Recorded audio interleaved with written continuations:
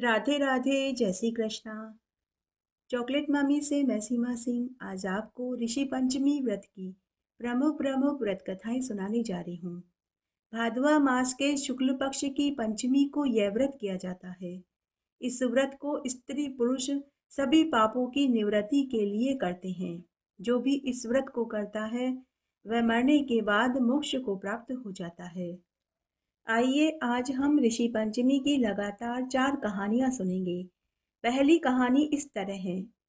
एक बार राजा सुताश्व ने ब्रह्मा जी से कहा कि हे पितामह, मुझे कोई ऐसा व्रत बताइए जिससे कि समस्त पापों का नाश हो सके। तब ब्रह्मा जी राजा से बोले कि हे राजन, मैं तुम्हें एक व्रत बताता हूँ जिससे समस्त पाप विनाश हो जाएंगे। वह व्रत है ऋषि पंचमी का। इस व्रत को करने से नारी जाति के तमाम पाप दूर हो जाएंगे और पुण्य की भागी होगी। इसके लिए तुमसे मैं एक पुरातन कथा कहता हूँ। विदर्भ देश में एक उत्तंग नाम के सदाचारी ब्राह्मण निवास करते थे। उनकी पतिव्रता नारी सुशीला से उन्हें एक पुत्री और एक पुत्र का जन्म हुआ। ब्राह्मण के पुत्र सुविभूषण ने वेदों का सांगो पांग अध्ययन किया था। कन्या का समय अनुसार एक सामान्य कुल में विवाह कर दिया, पर विधि के विधान से ब्राह्मण की कन्या कुछ दिनों के बाद ही विधवा हो गई। तो वह अपने सतीत्व की रक्षा करने के लिए पिता के घर में आकर रहने लगी। उसके बाद ब्राह्मण दंपति सपरिवार गंगा तट पर कुटिया बनाकर रहने लगे और ब्राह्मण बालकों को विद्या अध्ययन कराने लगे। एक दिन ब्राह्मण की कन्या माता पिता की सेवा टहल करके शिलाखंड पर जाकर सो गई। रात भर में ही उसके शरीर में कीड़े पड़ गए।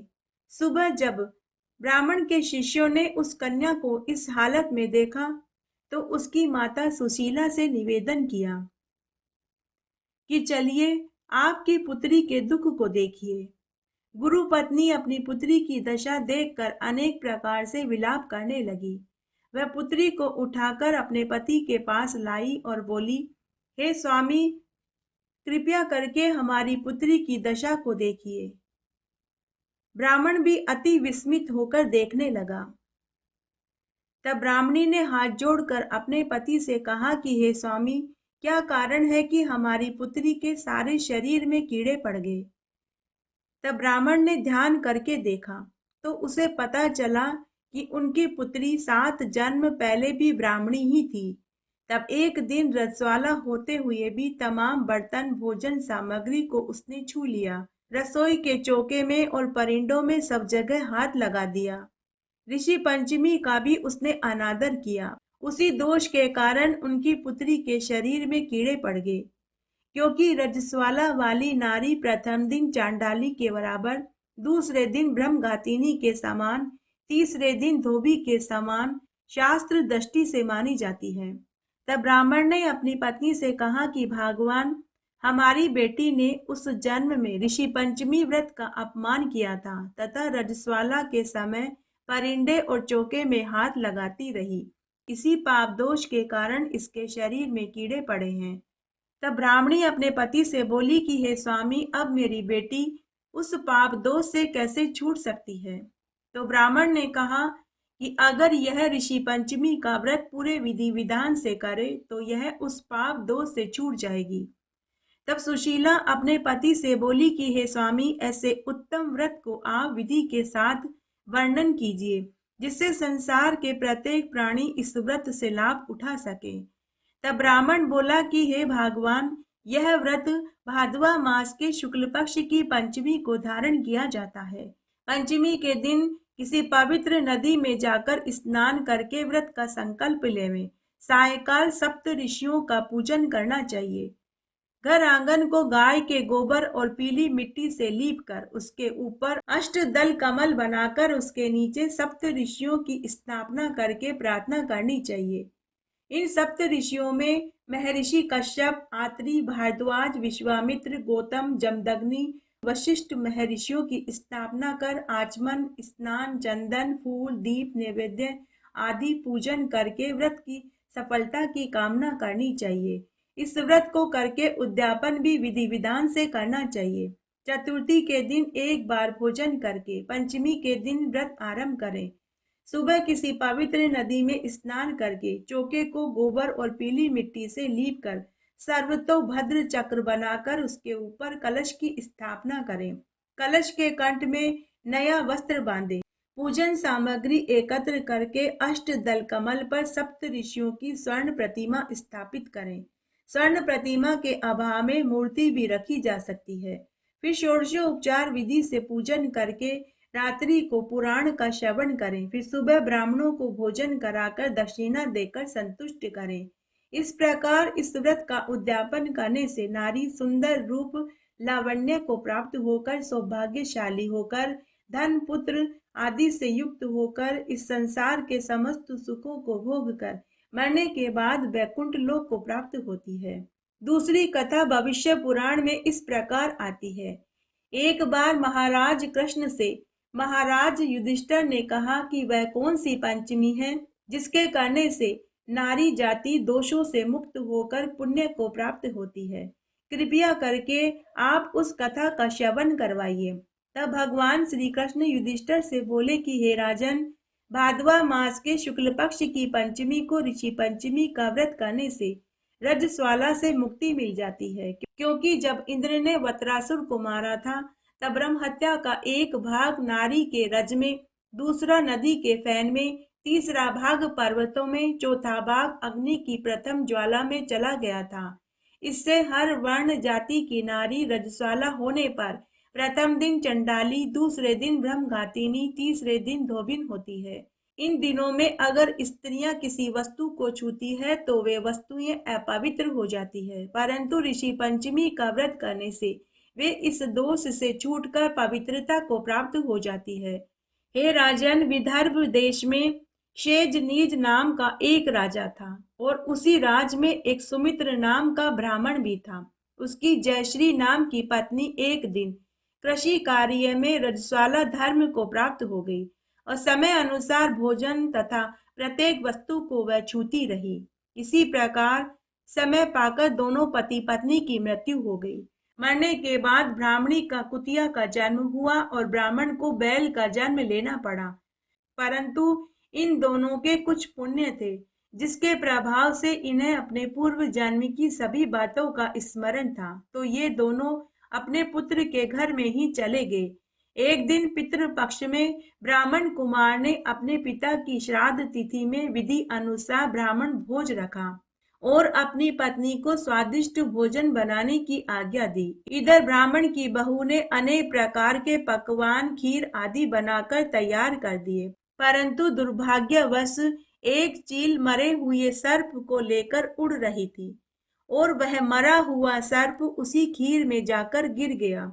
यह सारा ब्राह्मणी कुतिया ने देख लिया तो उसने सोचा कि अगर यह खीर ब्राह्मण खाएंगे या मेरे पोते पोती और मेरे बेटा बहू खाएंगे तो वे मृत्यु को प्राप्त हो जाएंगे। अगर ब्राह्मण खाएंगे तो मेरे बेटा बहू और पोते पोतियों पर ब्रह्म हत्या का भारी पाप चढ़ जाएगा। इससे उस कुतिया ने खीर में मुंह डाल दिया। बहू ने कुतिया को खीर में मुंह डालते हुए देख लिया तो उसने जलती लकड़ी से कुतिया को खूब मारा, जिससे उसकी कमर और टांग टूट गई। उसके बाद बहू ने उस खीर को फेंक दिया और दोबारा खीर बनाया। फिर श्राद्ध करके सब ब्राह्मणों को भोजन कराया। रात को कुतिया ने जाकर पूर्व पति बैल से दिन में होने वाली सारी घटना बताई तो बैल बोला कि हे भगवान, तुम्हारे ही पाप के कारण आज मुझे बैल और तुझे कुतिया बनना पड़ा। आज मेरे लड़के ने मुझसे भी दिन भर खेत को जुतवाया और खूब पानी भरवाया और अभी तक मैंने एक मुट्ठी घास भी नहीं खाई है। यह सारी बातें ब्राह्मण के बेटा बहू सुन रहे थे तो उन्हें बहुत दुख हुआ। उसी समय उन्होंने बैल को हरा हरा चारा खाने को दिया और कुतिया को दूध रोटी खाने को दी। सुबह ब्राह्मण पुत्र सोकर उठा, स्नान आदि करके वह ऋषियों के पास उनके आश्रम में गया और उन्हें दंडवत प्रणाम करके पूछने लगा कि हे महाराज, मेरे माता पिता कुतिया और बैल योनि को क्यों प्राप्त हुए हैं? अब मैं उन्हें इस योनि से कैसे छुटकारा दिलवा सकता हूँ? तो ऋषियों ने कहा कि तुम्हारे माता पिता रजो धर्म दोष से कुतिया और बैल के जन्म को प्राप्त हुए हैं, क्योंकि तुम्हारी माता रजस्वाला आने पर भी परिंदे और चौके का काम करती रही, उन्हें इसी दोष का दंड भोगना पड़ रहा है।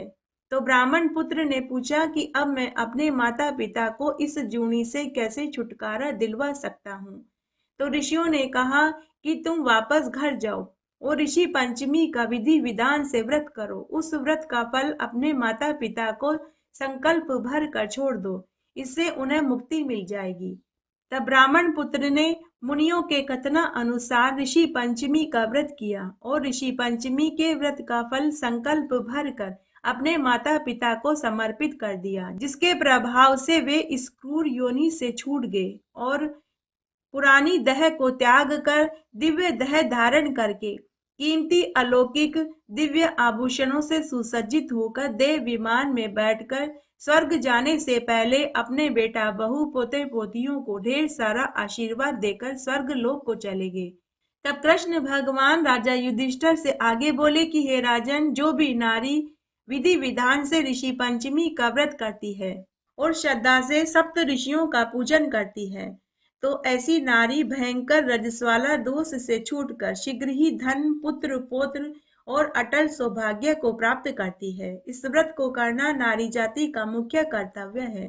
इससे तन मन आदि के दोष से वे मुक्त हो जाती हैं, जो फल तीर्थों में जाकर स्नान करने से, यज्ञ आदि करने से, सहस्त्र गोदान करने से और चंद्रायन व्रत करने से प्राप्त होता है, वही फल ऋषि पंचमी का व्रत करने से ही प्राप्त हो जाता है।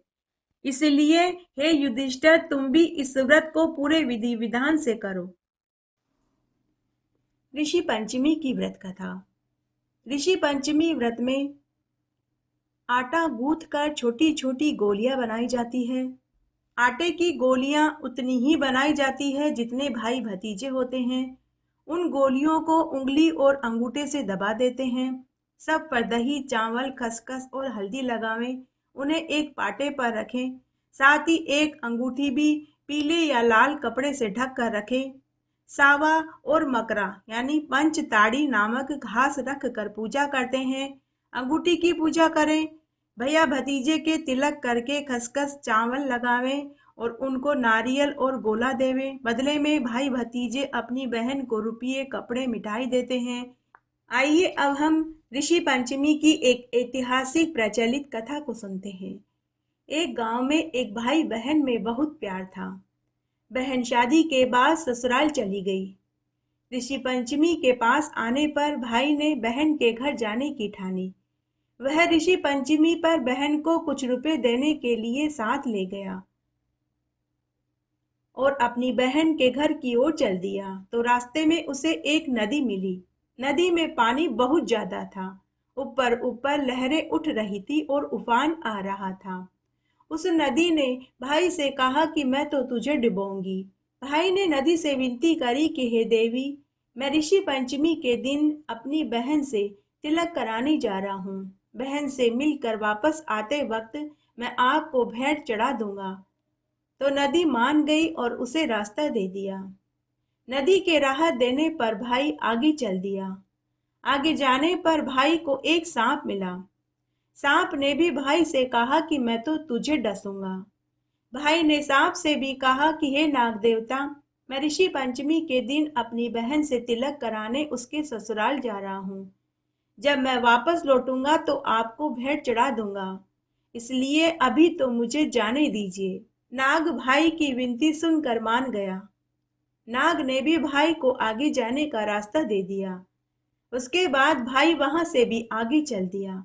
आगे जाने पर उसे एक शेर मिला। शेर ने भाई से कहा कि मैं तुझे खाऊंगा। भाई ने शेर से भी विनती करी और कहा कि मैं ऋषि पंचमी के दिन अपनी बहन से तिलक कराने उसके घर जा रहा हूँ। मेरी बहन मेरी राह देख रही होगी। मैं अपनी बहन का इकलौता भाई हूँ। वापस लौटते समय मैं आपको भेंट चढ़ा दूंगा। तो शेर ने भी भाई को जाने दिया। सबसे विनती करता हुआ भाई आगे चल दिया, लेकिन आगे रास्ते में उसे ठग मिले। उन ठगों ने भाई को मार दिया और उसका धन लूट लिया। भाई के हाथ में सोने की अंगूठी थी। ठग जब अंगूठी निकालने लगे तो अंगूठी नहीं निकली, तो ठगों ने भाई की उंगली काटकर अंगूठी निकाल ली। सुबह होने पर चील कौवे मंडराने लगे। एक कौवा उसकी उंगली उठाकर ले उड़ा। उड़ते उड़ते उसकी बहन के घर के ऊपर से गुजरा। बहन उस समय ऋषि पंचमी का व्रत कर रही थी। उसके पाटे के ऊपर आटे की गोलियां पड़ी थी। कौवे ने आटे की गोली उठा ली और पाटे के ऊपर भाई की उंगली गिरा दी।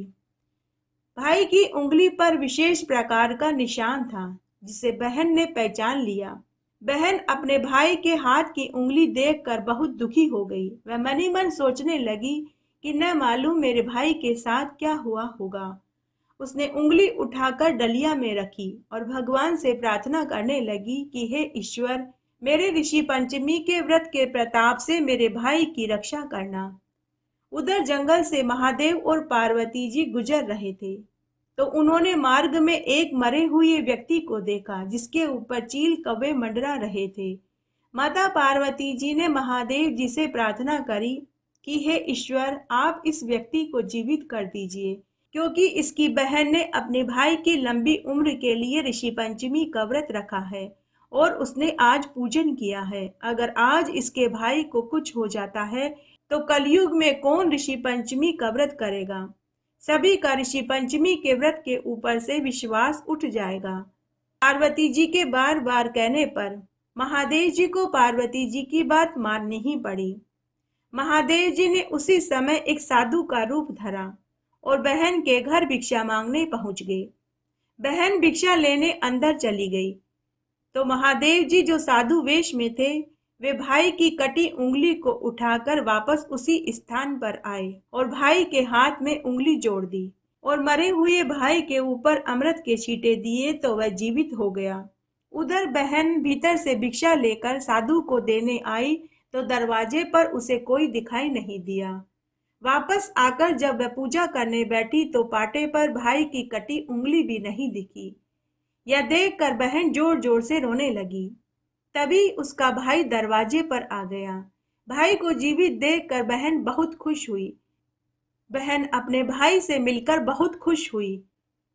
तब भाई ने अपनी बहन से कहा कि बहन, मुझे बहुत भूख लगी है, पहले तुम मुझे भोजन खिला दो। बहन भागी भागी उसी समय पड़ोसन से पूछने गई कि अगर कोई प्यारा मेहमान घर आए तो क्या करना चाहिए। पड़ोसन उससे जलती भुनती थी। उसने कहा, तेल का चोखा लगा दे और घी में चावल बना दे। बहन अपने भाई से मिलकर बावली हो चुकी थी। उसे पड़ोसन की बात पर यकीन हो गया। उसने तेल का चोखा लगा दिया और घी में चावल उबालने चढ़ा दिए। न तो चोखा सूखे और न ही चावल बने। तभी सास ने देख लिया। सास ने अपनी बहू से कहा कि अगर पड़ोसन की सिखाई सीख में चलेगी तो यही होगा। पानी से चोखा लगा और पानी में ही चावल उबाल। उसके बाद बहू ने सास के कथना अनुसार ही किया। भोजन बनने के बाद उसने अपने भाई को स्वादिष्ट भोजन खिलाया। उसके बाद बहन ने अपने भाई के तिलक किया और गोला दिया। तब भाई ने अपने कमीज में से चांदी का बटन तोड़कर अपनी बहन को उपहार के तौर पर दे दिया। उसके बाद दोनों बहन भाई सुख दुख की बातें करने लगे। बातों ही बातों में पूरा दिन बीत गया तो बहन ने भाई को अपने घर ही रोक लिया। तब बहन ने अपने भाई को आटे के लड्डू बनाकर देने के लिए अर्धरात्रि में उठकर चक्की में आटा पीसा। लेकिन उस समय चक्की में एक सांप बैठा हुआ था, जिससे आटा पीसते समय सांप भी पिस गया। इस बात की जानकारी बहन को नहीं लगी। अर्धरात्रि में ही बहन ने आटा पीसकर घी में आटा सेका, गुड़ डालकर आटे के लड्डू बनाए और 4 लड्डू कपड़े की पोटली में बांधकर अपने भाई को मार्ग में खाने के लिए दे दिए। भाई लड्डू की पोटली लेकर अपने घर की ओर चल दिया। सुबह बहन के बच्चे उठे। उठते ही उन्होंने अपनी माँ से भोजन मांगा। तब माँ ने बचे हुए लड्डू अपने बच्चों को देने लगी तो लड्डू उसे नीले नीले दिखाई दिए। उसे शक हुआ तो वह चक्की के पास देखने गई। चक्की के पास देखा तो उसने सांप के अवशेष दिखाई दिए। बहन सोचने लगी कि जिस भाई की लंबी उम्र के लिए कल उसने ऋषि पंचमी का व्रत किया था, आज अपने ही भाई को अपने हाथों जहर के लड्डू दे दिए। वह अपने घर और बच्चों की जिम्मेदारी सास को सौंपकर भागी भागी अपने भाई को बचाने के लिए उसी दिशा में दौड़ पड़ी जिस दिशा में उसका भाई गया था। तभी उसने देखा कि उसका भाई एक बड़ के पेड़ के नीचे चबूतरे पर लेटा हुआ था। बहन ने अपने भाई से कहा कि भाई, मैंने तुझे जो खाने को लड्डू दिए थे तूने खाए तो नहीं? भाई ने कहा कि नहीं बहन, अभी तक तो नहीं खाए। तब बहन ने अपने भाई को पूरी सच्चाई बताई। तो भाई अपनी बहन से बोला कि बहन, तूने मुझे जहर वाले लड्डू खाने से तो बचा लिया, लेकिन आगे सांप, नदी और शेर मेरा इंतजार कर रहे हैं। तब बहन ने अपनी भाई से पूरी बात सुनी। तो बहन अपने भाई को बचाने के लिए उसके साथ चल दी।